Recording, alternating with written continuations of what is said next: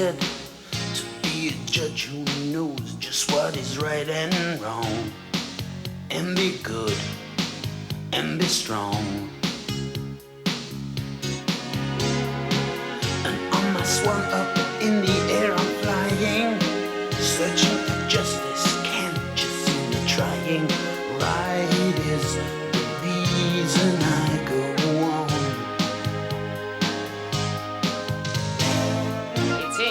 It's Mr. Beaver's, because he found it.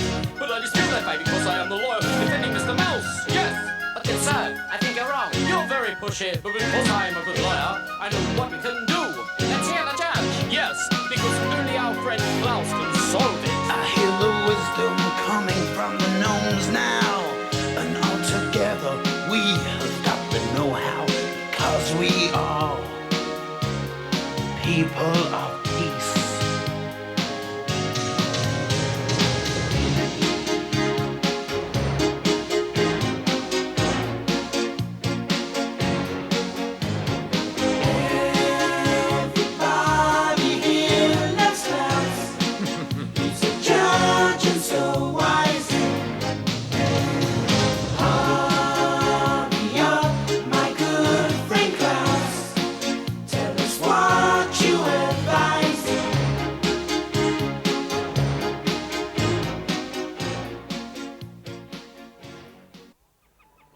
Wants me to teach the law of gravity to her young nephews. So I think I'll start with this sketch and get the animals to help out, and if I throw in a little dancing, we all can have some fun. There. What do you think? Doesn't this make gravity interesting? Huh? Oh, yes, it's very amusing. That's good. But do you think my nephews will understand it? Of course. I'm not so sure. Remember, when there's no gravity, everything floats along in the air and things run into each other and get jumbled up. And when they look at this drawing, that's what they'll be able to see quite clearly. Right. I think the squirrels approve. All right, how about a little dancing? And I'll bet we can get the other animals to join in too.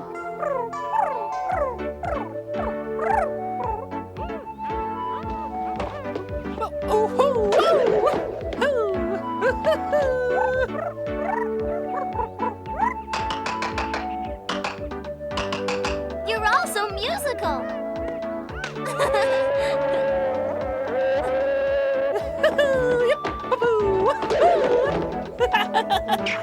Oh, I feel like dancing in the air. Whoa, this is great. Oh, hold on tight now. I feel as light as a feather. Here come the youngsters now. Hi, kids. I'm up here. Look at me. I'm dancing on air. Look, he's flying. Oh, boy. I'd like to fly too. Please, Danny, can I? Me too. Please, Danny, can I? Well, you begin by dancing. Kick your heels up high. Yeah, that's the way. Not bad. You're off to a good start. Now kick them up higher.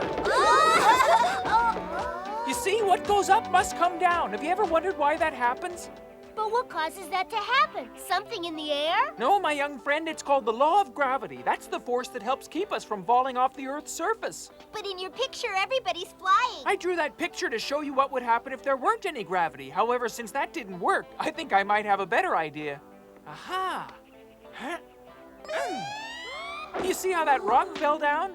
Gravity's what caused that rock to act like that. And gravity is what causes the fruit to fall down from the top of the trees. In fact, an apple fell from a tree one day and hit Isaac Newton on the head. And that's how he discovered this force, which he named gravity. Danny, tell him about the gnome who wished and wished for a day without any gravity.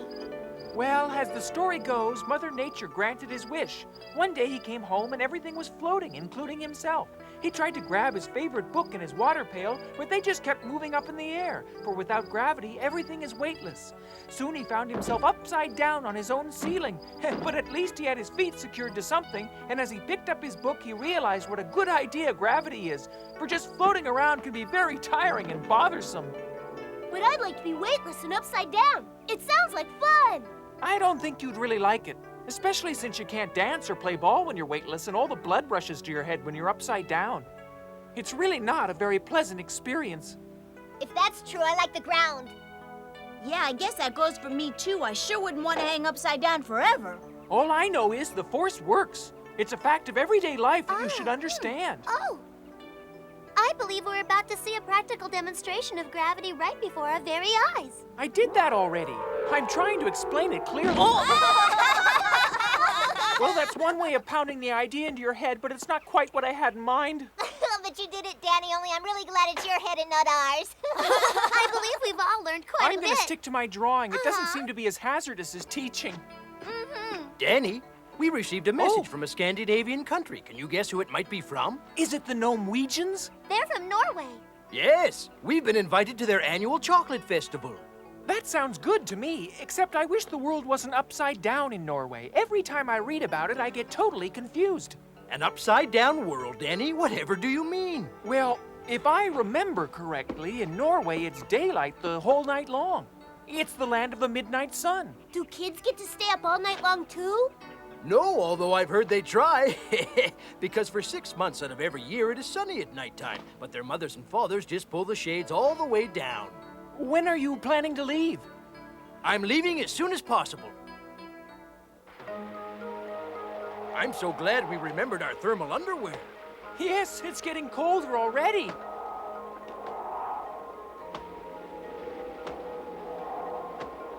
I know they have very long winters in Norway. Do you think it's always this cold? Actually, it's now spring, but it seems cold here all year round.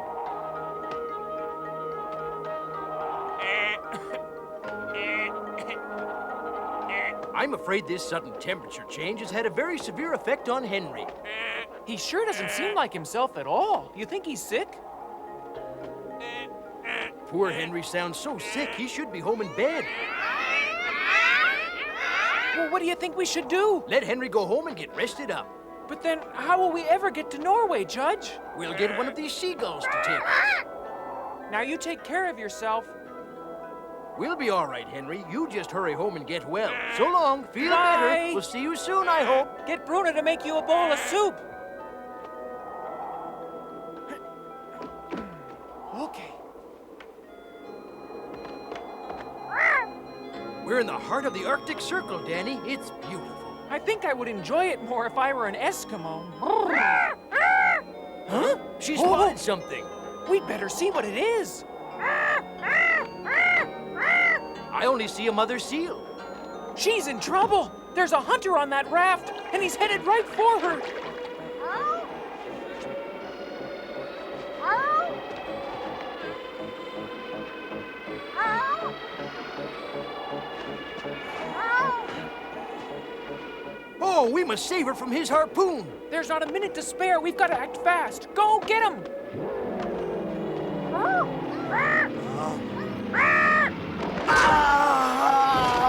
The mother's been hurt.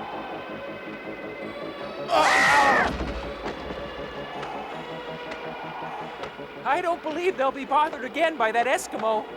We'd better tend to the seal's wound. It's a good thing I always carry an emergency herb kit in my pouch.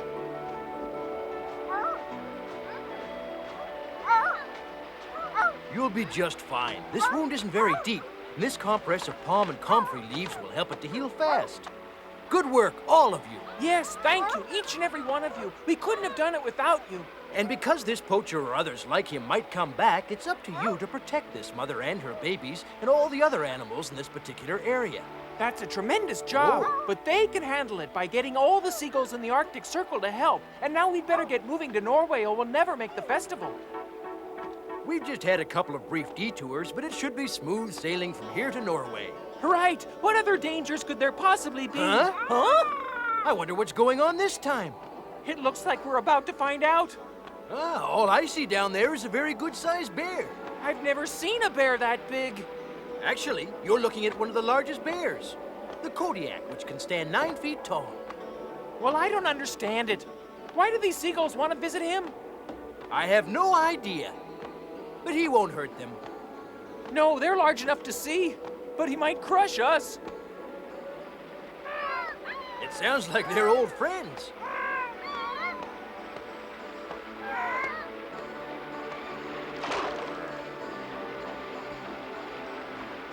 You see, they are good friends. He is sharing his food with them. Yes, but with the size of those jaws, I wouldn't want to do anything to upset him. Good idea. The Kodiak will attack if he gets hungry enough. Watching them eat is making me hungry. I thought you brought along some food we could munch on. Just some nuts. Since we have time, we should fill up our canteen. Right. I'll go. Oh, this water's freezing cold. There. Oh, that's very generous of you, Mr. Bear, but I'm sorry to say that we can't eat fish. That's right, we're vegetarians, you see. We have to eat nuts and fruits, otherwise we'd love to share your fish. Yes, thank you just the same. It's nothing personal, I assure you. Look, Judge, the Gnomewegians are waiting to greet us. With a nice fire to warm us.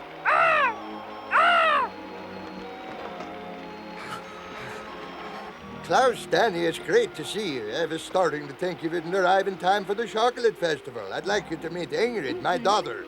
And this is Christian Svensson, my #1 horseman. It's a delight to meet you. No offense, but I don't know which I was looking forward to seeing more, you or your chocolate. I'm happy you're here, and I see that you came by seagull. Our swan became ill, but your seagull picked us up. I hope they won't mind taking us back when it's time for us to leave, huh? Of course, but don't talk about leaving yet. You just got here. We'll send for the seagulls when it's time. And now, dear little birds, go get some rest, and then you're back on Arctic patrol. Now fly safely.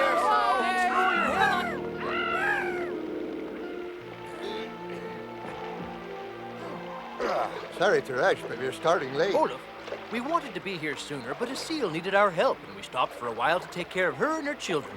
You shouldn't have a problem, but I used to hate to travel at this time of day. It can be hazardous if we're not careful. But why is that? At daybreak, the fog rolls in and covers the coast of Norway like a thick blanket, and you can't see where you're going. Does this happen all year round, Olaf? Just a little bit. Now it's especially bad as winter ends and spring begins, because the fog is created as water starts to heat up and rises into the cold air. Yeah, sure. There's nothing to worry about. I have the situation under control. But you'd better keep your eye peeled. I know every inch of this river backwards and forwards. Why don't you just relax? I'll take care of this raft. Well, I'm certainly looking forward to a whole lot of chocolate, Olaf. Yeah, we'll try to have a lot of chocolate, I hope. Me Chocolate's too. always been my one and only weakness. Yeah, so far so good. We might just make it through the rapids before the fog settles in.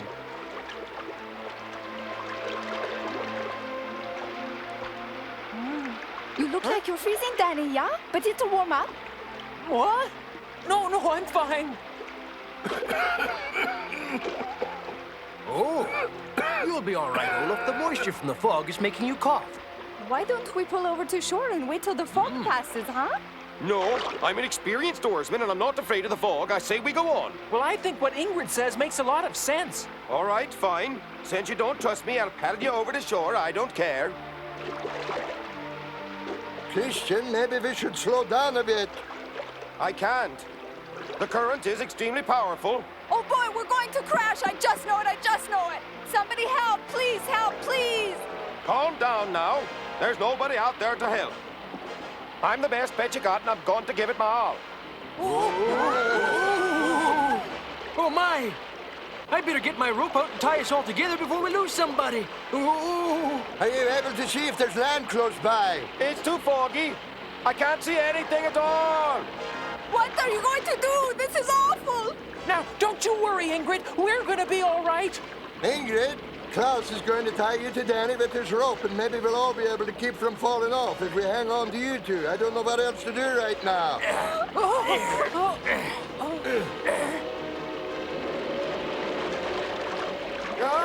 We're totally out of control. Give me a hand. George! There's Ingrid, Danny.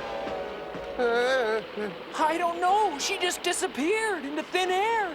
We've got to find her. Ingrid, Ingrid. Mother! I'm here! She's right there. But if she moves, the current will just drag her along. Ingrid, hold on right where you are. We're going to get you out. Help me, please! Help me! Okay, I'm ready. How are you going to pull her out? You'll see. Just give me one of your oars. Here?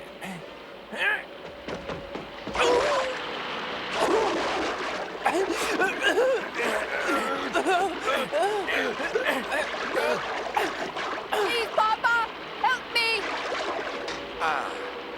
Let me have it. Hold on, Ingrid. I'm going to try again.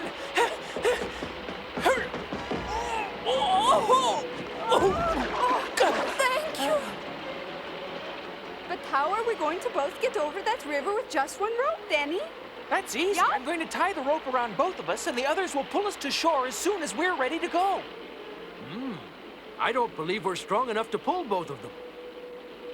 I think I know how to do it. Let's call Hans to help us. Come on, my friend, we need your help. You'll be able to pull both of them out without any trouble, Olaf. You better tie the rope and make it tight. Okay, Hans, it's up to you. Just pull them out. Go ahead, pull. Go on, pull. Phew.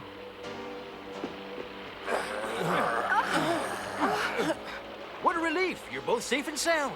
Ingrid, I'm so happy. We all are. Are you all right? I'm fine now, but I was worried I'd become a polar ice cap. The water is freezing. But you'd make a very pretty one. Yeah, Danny and Hans are big heroes today. Yeah, I was sure a big washout. You don't need friends like me around anymore. Christian, what are you saying? It's my fault we got into all this trouble, Olaf. I feel just awful. You meant well, but next time you need to have more respect for Mother Nature. I think she was teaching us all a valuable lesson to pay more attention to her. And try being humble about your skills. I'll change, Olaf, I promise. Christian, I'm proud of you, and I consider you one of my best friends. Yeah? If everyone's warmed up, our chariots have ate. Thanks for bringing Gretel, Hans. We appreciate the lift.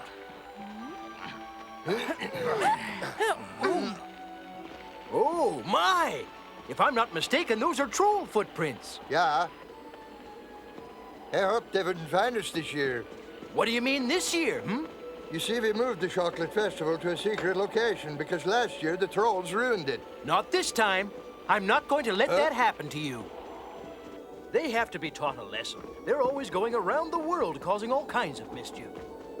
We better teach them a lesson fast. Once they see what we've done, What do you mean, Olaf? Will they be angry about something that you have done? you'll see soon enough. We're almost there, just a bit further. Good grief, it's troll ghosts. No, Danny, you'll see. Well, come on, they won't bite you. They're used statues for tomorrow's festival. Huh? But what are they made out of? Are they made of clay? No, you'll never guess. Let me show them to you. Look, Judge, it's Holler and Pitt. So it is. Except they're not alive. They're made of solid chocolate, through and through. We'll uncover these statues tomorrow at the start of the festival. That's right. All the children gather around to eat it. It's a Norway tradition. This year, we made troll statues to teach the kids not to fear them. And nobody's afraid of chocolate. And the best part of all is these trolls really smell fantastic. It's a very clever idea. It's a lot of chocolate. Yeah, but if the trolls show up, like they did last year, No one got any chocolate because they ate it all up. every drop, we changed sites so it wouldn't happen again. Yes, but those prints in the snow indicate they found your new location, Olaf. Oh boy, what are we gonna do? We can't let all that delicious chocolate be eaten by those trolls. Well, let me think. We need a plan. You know, my sweet tooth is looking forward to sinking into a good hunk of chocolate. I hope they have some big statues. I've got the munchies. Last year, those chocolate polar bears were pretty tasty, but I ate them so fast I almost choked. It was pretty nervy of those gnomes hiding the festival on us. I mean, what did we ever do to them besides eat all their chocolate? Yeah, those statues are just cluttering up the forest anyway. You know, if I had my choice, I'd ask for the milk chocolate instead of the bittersweet chocolate, because the milk chocolate stuff tastes better. I'm trying to think of a plan, but all I can think about is chocolate. I've got an idea, but I only hope there's enough time. Tell me what it is, Klaus, quickly. They're coming here to feast upon the statues, right? That much we know, but how can we stop them from eating them all up? They're always hungry. Well, let's feed them. Give them exactly what they want. How come? You mean feed them our festival statues? No, not at all. We'll replace the festival statues with exact replicas.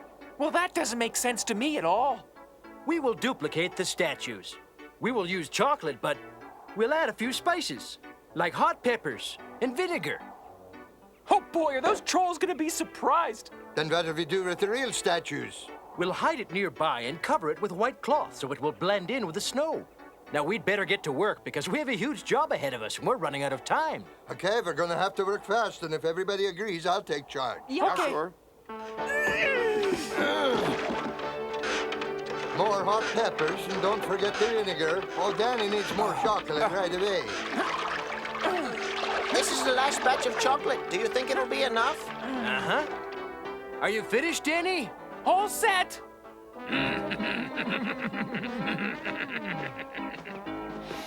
I smell lots of chocolate. Great. Yep, I can almost taste it. Mmm. Oh boy, yummy, yummy. These statues look bigger than last year's. Which one do you want to eat, Holler? I got my eye on this one. The shape's kind of familiar. Gee, I don't know for sure, but I got this feeling they look like somebody we know. How come they're not eating? Here all day. Olaf, they just got here. Judge, it looks to me like they're trying to decide who should eat which one of the statues. Okay, Holler, here we go. Now you get the one on the left and I get the one on the right. My statue looks just like you. Yeah, and this one looks an awful lot like you. I want to chew on your toe. Yeah, and I'm gonna bite off your nose. Yeah, well. They used took a big hunk.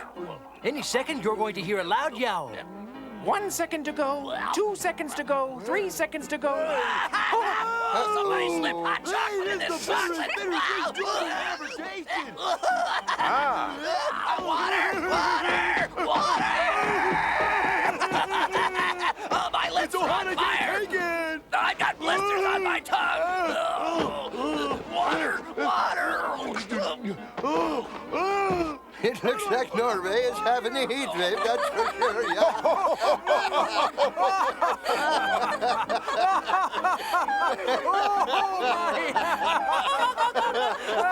Ooh, I'm swearing off chocolate. Don't you ever mention that stuff again. I'm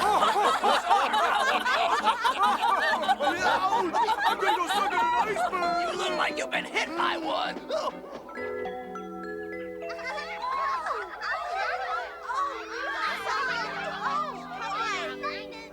The festivities will start as soon as Judge KLAUS and DANY unveil the statues. Here we go. I hope the cook left out the chili peppers. Okay.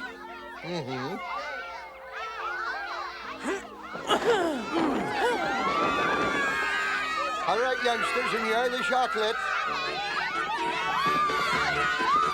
Oh, dear. Oh, hey!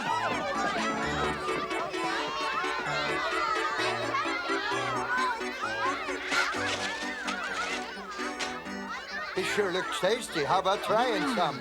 It's his weakness. You want some? Oh, no, I'm not a youngster. But, Go on. oh, hey, save some for me. Hey, that's for me. Too. Hey, wait up. Here we go. Oh, my. Schlitz fights. In our next adventure, Pitt finds a treasure in Argentina where Danny and Oscar are on a wild hare ride. Our friends have been asked to save the forests. Human beings and their machinery are wreaking havoc, destroying everything in sight.